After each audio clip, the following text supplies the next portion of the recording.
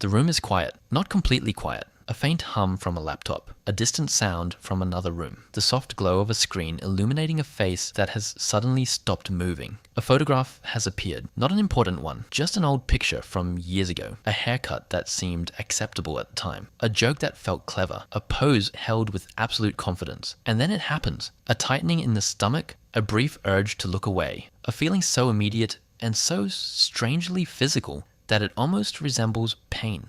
Cringe. Most people think this feeling comes from embarrassment. That is not what makes it so powerful, because the photograph itself is harmless. The event is over. No one is judging you. No one is even there. And yet a version of yourself, frozen in time, can still trigger a reaction strong enough to make your muscles tense. Which raises a strange question. If the past no longer exists, why does it still have the power to hurt? The answer begins somewhere deeper than memory, far deeper. Long before photographs, long before social media, long before human civilization itself. Because the feeling we call cringe may be one of the strangest side effects of becoming self-aware. For most of human history, survival depended on understanding the world outside the mind, the movement of animals, the changing of seasons, the behavior of predators. But eventually, something unusual happened. The human brain developed a new ability. It became capable of observing itself, not just thinking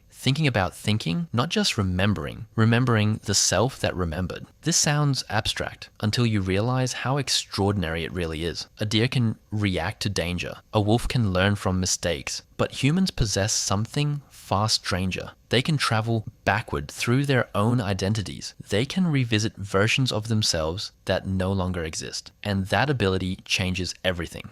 Because the moment you can observe your past self, you can judge it. And once judgment enters the picture, discomfort follows close behind. Most people assume cringe is evidence of weakness, an emotional glitch, a sign of insecurity. Researchers have increasingly begun to see something else, something almost paradoxical. The ability to cringe may actually be evidence of growth. Think about the structure of the experience. You see an old memory, you feel embarrassment. Why? Because the person in the memory seems foolish, immature, misguided, unaware. But hidden inside that discomfort is an important fact. You can recognize those flaws now, which means you have changed. The very existence of cringe requires distance. If you are still exactly the same person, there will be nothing to cringe at. The discomfort only appears because the observer and the observed are no longer identical. In a strange way, every cringe-worthy memory is evidence that a transformation has already happened. Yet knowing this rarely makes the feeling disappear,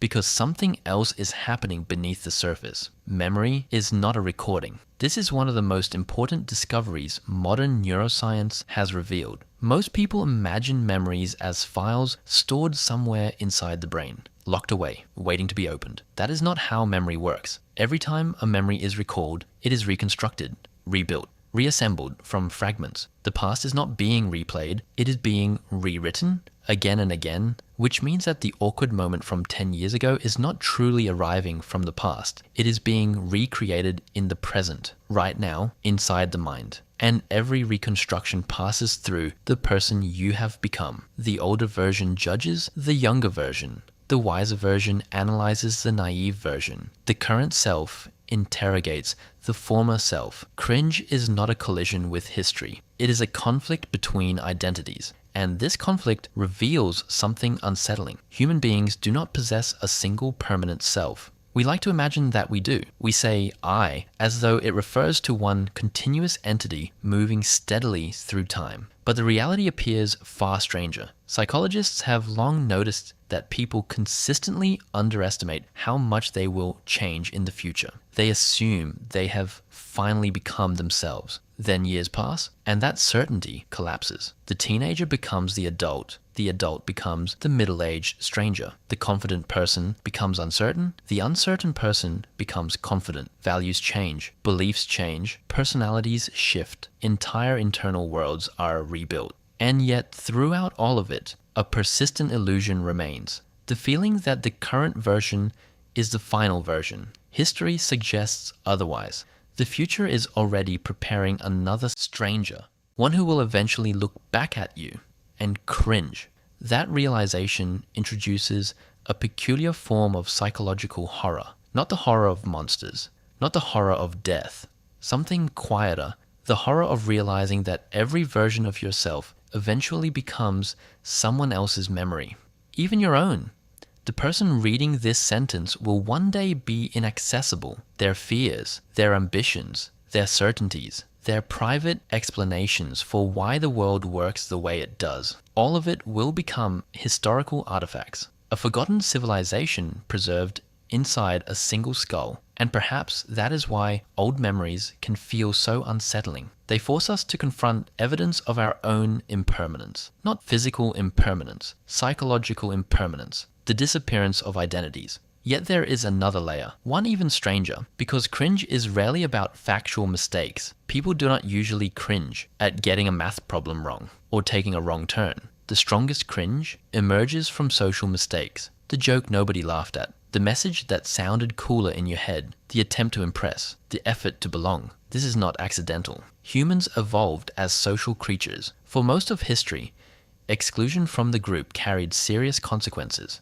Acceptance meant survival. Rejection meant danger. The brain became extraordinarily sensitive to social signals. Embarrassment evolved as a warning system, a mechanism designed to prevent behaviors that threaten social belonging. In ancient environments, this system served a purpose, but modern memory allows the alarm to keep ringing long after the event is over. Years later, the nervous system can still react as if the tribe is watching, as if judgment is still unfolding, as if the danger never fully passed. The body remembers threats that reason has already dismissed. But here's where the story takes an unexpected turn. The most embarrassing memories often share a hidden characteristic. They involve sincerity, the awkward song performance, the earnest confession, the ambitious dream, the failed attempt, the visible effort. What people often cringe at is not stupidity, it is vulnerability. The moment before self-consciousness arrived.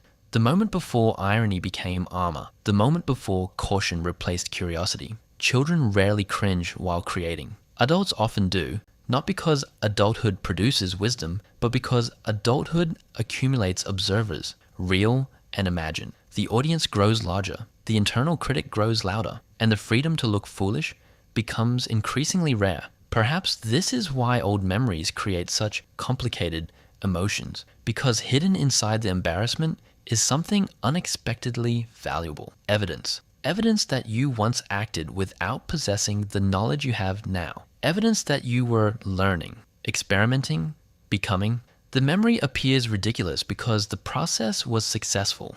Growth always leaves behind outdated versions of the self. Without those versions, growth would be impossible. The caterpillar cannot become a butterfly without eventually becoming something the butterfly no longer recognizes. And humans are no different. The path forward is paved with identities that no longer fit. So maybe cringe has been misunderstood. Maybe it is not merely embarrassment. Maybe it is a peculiar form of time travel. A moment when the present self briefly encounters a former self and experiences the distance between them. A measurement of psychological evolution. A reminder that change occurred, that life moved, that experience accumulated, that someone learned something. And perhaps the absence of cringe would be far more concerning, because it might mean nothing changed at all. Years from now, another version of you will exist. They will inherit your memories, your photographs, your messages, your opinions, your certainty, and somewhere, unexpectedly, they will pause. They will encounter something you said, something you believed, something you are doing right now, and they will feel it.